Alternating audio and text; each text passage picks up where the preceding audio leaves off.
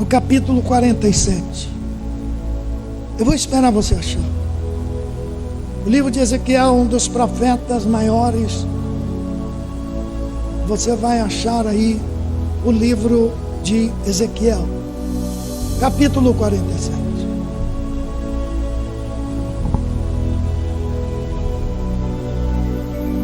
Quantos já acharam? Diga amém.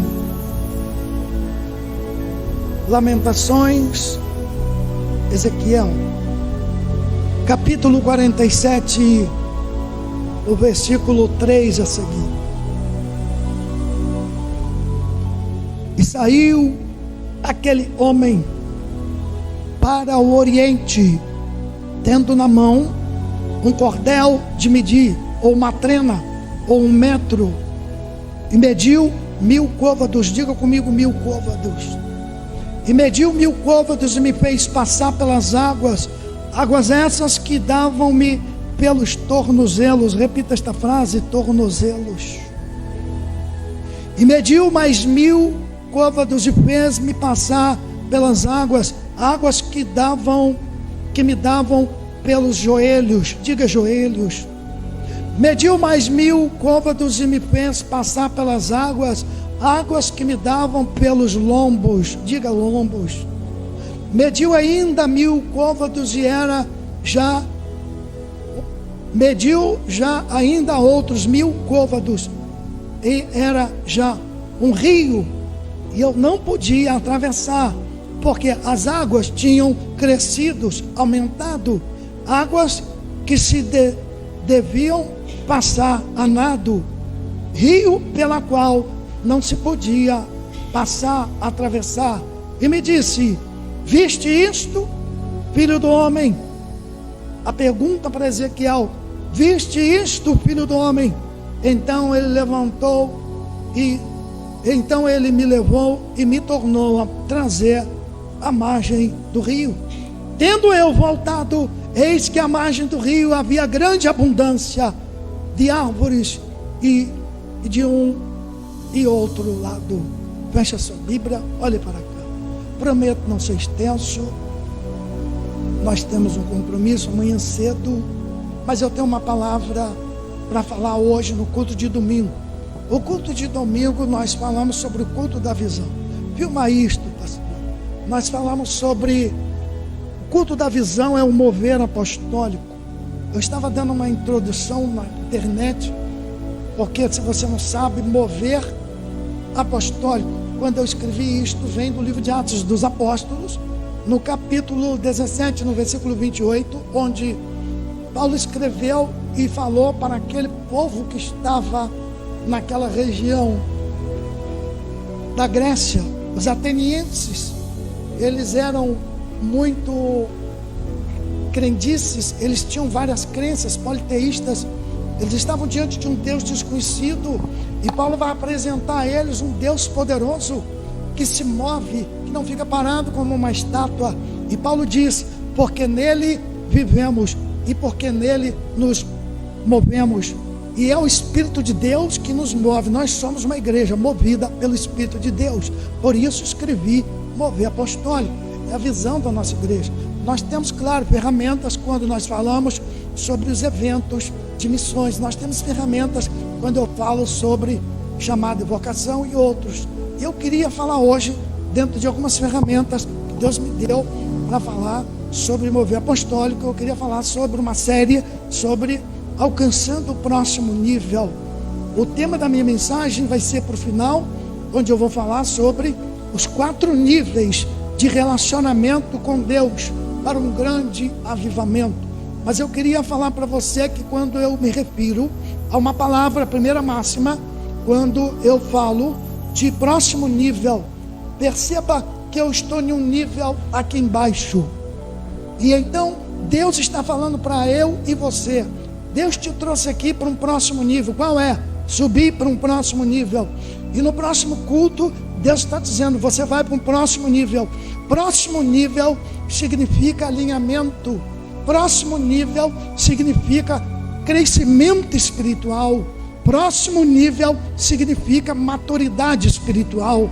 Quando eu falo de próximo nível, eu estou falando de coisas importantes, de relacionamento com Deus, de maturidade cristã.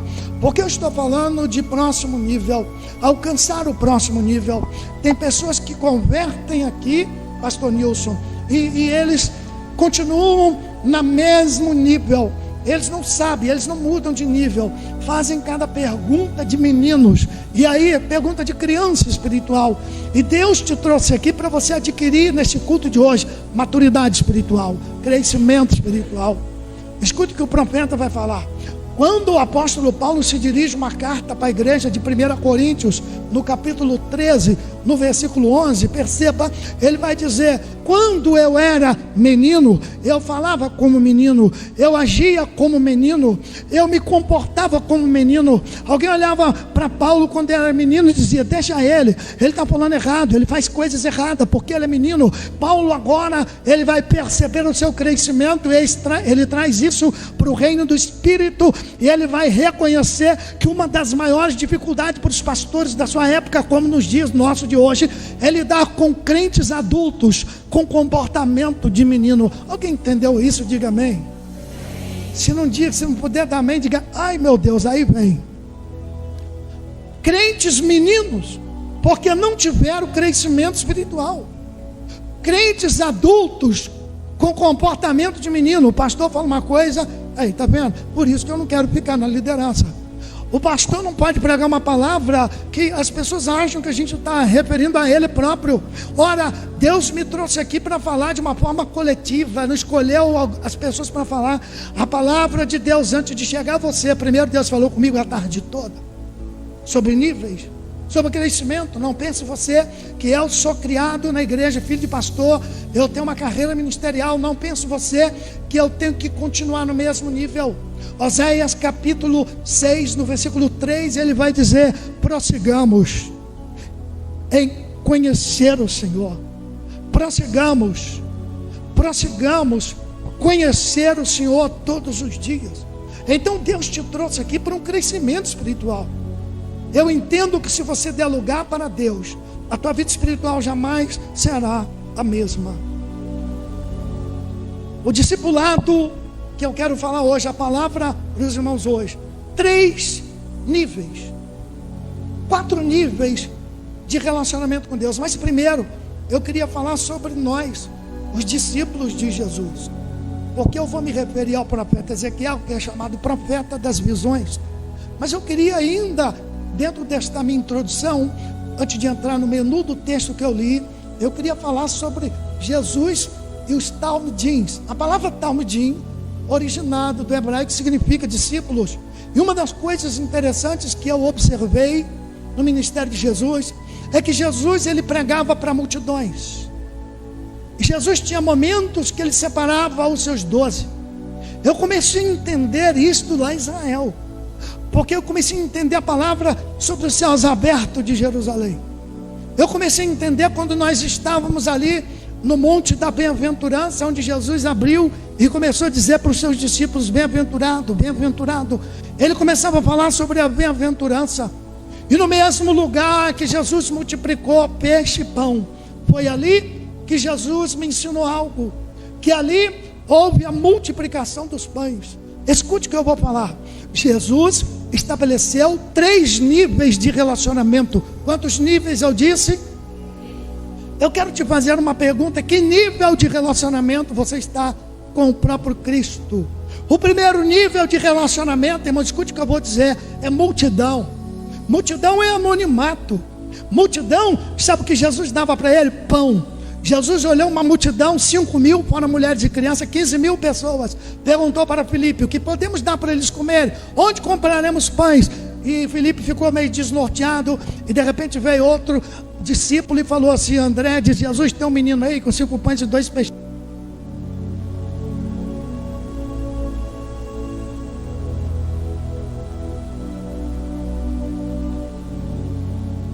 Mas a Bíblia vai dizer que agora Jesus vai olhar aquela multidão, manda se assentar na relva e alimentou 5.000 pessoas, fora mulheres e crianças. O que ele deu para eles comer? Pão. Multidão, Jesus dava pão. O primeiro nível de relacionamento de Jesus com seus talmidim, seus discípulos, ele dava pão. O segundo nível de relacionamento de Jesus com seus discípulos, com um grupo de pessoas, Jesus estabeleceu um nível de relacionamento com os seguidores. Teve um período no livro de capítulo 7 de Yohanan, de João, que os discípulos estavam lá, mas havia também muitos seguidores.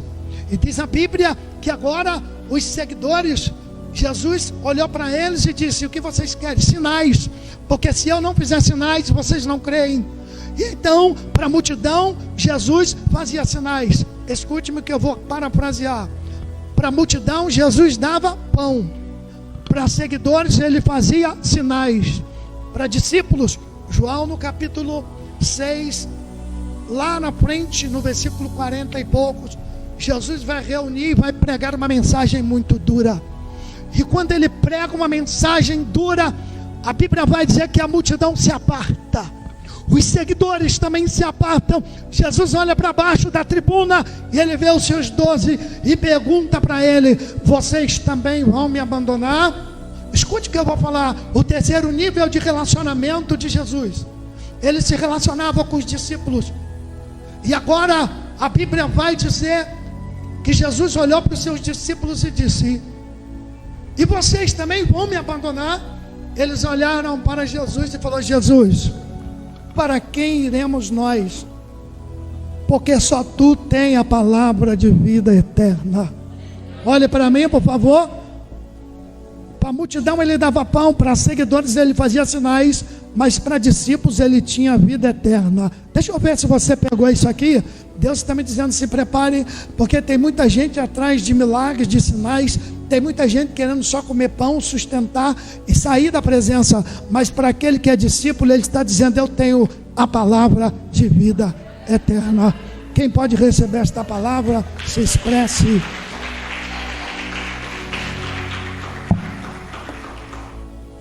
Isto, eu queria entrar no texto que ora ali. Devo gastar 15 minutos a 20 para concluir uma mensagem, a qual eu quero falar sobre 4 níveis espirituais para um grande avivamento.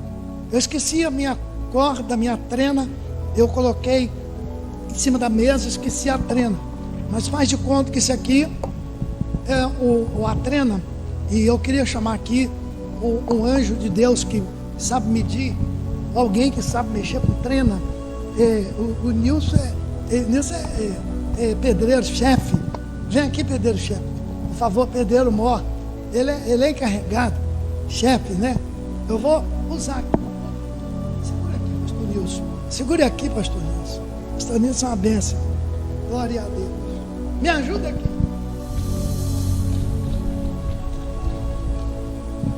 Ótimo. Isso. Me dê água. Glória a Deus. Me dá água para beber. Agora olhe para mim, por favor. 4 níveis de relacionamento que você deve ter com Deus para adquirir um nível espiritual. Você acabou de ler comigo o livro de Ezequiel no capítulo 47, o versículo 1, para ganhar tempo eu não li, mas diz a Bíblia que Deus vai dar uma visão para este profeta. Ezequiel é considerado o profeta das visões. Parece que eu vou demorar, meus irmãos, essa mensagem é muito curta, não sai do foco, olha para cá. O profeta das visões, Deus vai começar no capítulo 47, versículo 1, vai dizer para ele que uma água, como o cântico que ministramos aqui, uma água que vinha do trono de Deus, ela passava em frente ao altar e vinha, ela chegava até o Mar Morto, diz a Bíblia, você leu comigo, e o capítulo 8 vai falar que essas águas, elas curaram o Mar Morto. Logo eu entendi que estas águas eram águas do avivamento. Mas eu quero te dizer como eu vou começar a ministrar isso, avivamento. A palavra imersão significa imergir. Olha para 2 ou 3, diga: você vai imergir, mergulhar nas águas de Deus aqui hoje. Quem pode dar um grito de celebração a Deus? Não vai demorar? Então corre lá. Ô pastor Nilson, vem cá, pastor Nilson. Nós vai demorar. Mas me ajuda aqui. Ele sabe medir. Irmão, a Bíblia diz Faz de conta que você é o anjo de Deus, você é o homem que saiu, que revelou a Ezequiel. Ezequiel caminha 1000 côvados. Diga comigo, Ezequiel, estou medindo 1000 côvados. 1000 côvados. Vem comigo. Mede 1000. Lá, pá. Mede 1000. Isso. Aí eu vou passar 1000. Não, para, segura aqui. Não mata a minha mensagem, não. 1000 côvados. Irmão, ó. 1000 côvados. Levanta e fala, Ezequiel. As águas estão no tornozelo. As águas estão no tornozelo. Mas não é o suficiente. Mas não é o suficiente. Escute, porque a água no tornozelo, para mim, tornozelo significa, sabe o que, irmão? Aquilo que te mantém de pé, estrutura. O jogador aí machucou o tornozelo, ele está agora andando de muleta ou de cadeira de roda, porque ele perdeu a estrutura, porque rompeu o ligamento do tornozelo. Águas nos tornozelos significa que Deus está te sustentando, sustentáculo. Avivamento naquilo que vai trazer para você estrutura. Deus está colocando a tua estrutura, aquilo que parece que é vulnerável, a tua estrutura vai estar imergido sobre as águas do avivamento de Deus. Diga comigo, Ezequiel. Água no tornozelo. É muito pouco. Deus tem mais para você. Eu vou medir mais 1000 côvados. Mais 1000 côvados. Lá vai eu, 1000 côvados. Bate aqui agora, no joelho. Diga, Ezequiel. As águas estão no joelho. Joelhos significa articulação. Aquilo que se dobra. Joelhos, olha para mim. Eu só vou conseguir me ajoelhar com muita dificuldade por causa da idade. Mas eu estou aqui com o joelho dobrado. Logo eu estou dizendo que águas no joelho. Joelho significa articulação, movimento. Eu só consigo andar direito. Eu posso até andar assim, irmão. Mas ninguém anda assim, a não ser pinguim. Agora, se eu quero andar direito, eu preciso de articular o meu joelho. Joelhos, águas nos joelhos. Articulação. E Deus está me dizendo que aquilo que vai fazer você movimentar. Deus está trazendo um avivamento naquilo que vai movimentar a tua vida. Aqui? Olha, irmão, isso é uma reva. Não, irmão, olha para essa geladeira que você pegou isso aí, meu filho. Diga, Ezequiel. Mais 1000 côvados. Se prepara. Porque está muito raso ainda. Água nos lombos. Vou medir mais 1000 côvados. E você me acompanha. Mais 1000. Cheguei com água nos lombos. Os lombos normalmente que a Bíblia fala é aqui. A couraça da justiça. Os lombos, é engraçado que eu estudei um pouco sobre anatomia para pregar hoje. É ela que protege a coluna. Aqui, ó. Que coluna é essa aqui, gente? Me ajuda aí, gente. Vertical. Que está reto. Os lombos estão aqui. E quando Ezequiel recebe águas nos lombos, ele caminha mais 3.000 côvados. Ele estava com água no lombo. Vou falar aqui para você entender melhor. Suporte é algo que vai suportar peso. Deus está me dizendo que se aquilo que vier contra você ou para você carregar, eu vou te dizer, Deus vai te dar capacidade. Os lombos estão preparados em avivamento. Mais um próximo nível, pode vir para cá, porque senão nós vamos atravessar a coluna. O último nível, o quarto nível de Ezequiel. Água nos lombos. É muito pouco. Deus tem mais para você. Olha para o teu irmão e diga, Deus tem mais para você. O tornozelo ainda é pouco, o joelho ainda é pouco, Deus tem mais. Ele quer que você seja totalmente imergido nas águas deste avivamento. Mais 1000 côvados, diga. Mais 1000 côvados. Caminha, Ezequiel. Até você não poder ficar mais aparecendo sobre as águas. E lá vai Ezequiel. As águas estão sobre Ezequiel. Oh meu Deus. As águas estão sobre o profeta. E a Bíblia diz que eram águas que ele não podiam caminhar mais. Eu não sei se ele não sabia nadar, mas ele disse assim: não consigo mais a não ser se eu estiver nadando. E o profeta começou a nadar nas águas do avivamento. Pode se assentar. Alguém aplaude o Senhor. Eu não trouxe a trena, mas eu tenho certeza que você está imergido nesta água do avivamento. Quando Ezequiel agora, pode deixar. Quando Ezequiel agora, ele entra no último nível, ele alcança o próximo nível. E aí Deus me deu uma palavra, alcançando o próximo nível. 4 níveis que você deve se relacionar com Deus para um tempo de avivamento. Sabe quando as pessoas estão ainda com águas no tornozelos, eles estão até firmes, mas eles não conseguem andar porque a articulação, o joelho ainda não está imergido. Sabe quando as pessoas têm água no joelho, mas eles podem até andar, mas eles ainda não suportam nenhum peso. Sabe quando as pessoas têm água sobre os lombos, eles até suportam, mas ainda falta água, falta algo, falta alguma coisa, falta você estar totalmente imergido. Isto é o avivamento de Deus para a nossa vida. E aqui eu já quero encerrar e te dizer uma coisa. Quando eu estava estudando um pouco sobre a cultura judaica, Israel, eles levam muito a sério. Eles levam muito a sério essa tipologia bíblica, porque Ezequiel era considerado o profeta das visões. E a Bíblia vai mostrar no capítulo 47, versículo 8 e 9. Eu estava dizendo no início que o Mar Morto é um ponto turístico hoje para Israel. Não adianta se o Mediterrâneo descarrega lá, não adianta se os rios Jordão é que flui, que desce. Há um fenômeno que acontece por causa do teor do nível de água salgada. Se alguém não for em Israel, eu falo para você, vá. É muito bom estar em Israel. Em Israel eu tive a oportunidade de estar lá no Mar Morto. Em frente você vai encontrar um lugar chamado Massada, onde estão os manuscritos escondidos dentro de vasos, algumas rochas que guardam até hoje manuscritos sagrados, oráculos sagrados. Mas eu quero te dizer que em frente à Massada, nós olhamos e o historiador estava dizendo, e o tradutor literalmente, transliterando para nós, estava dizendo que o Mar Morto, tudo que vem do Mar Morto morre. Tudo que o Mar Morto recebe, morre. Por isso chama-se Mar Morto. O Jordão, ele tem uma coletividade de coisas.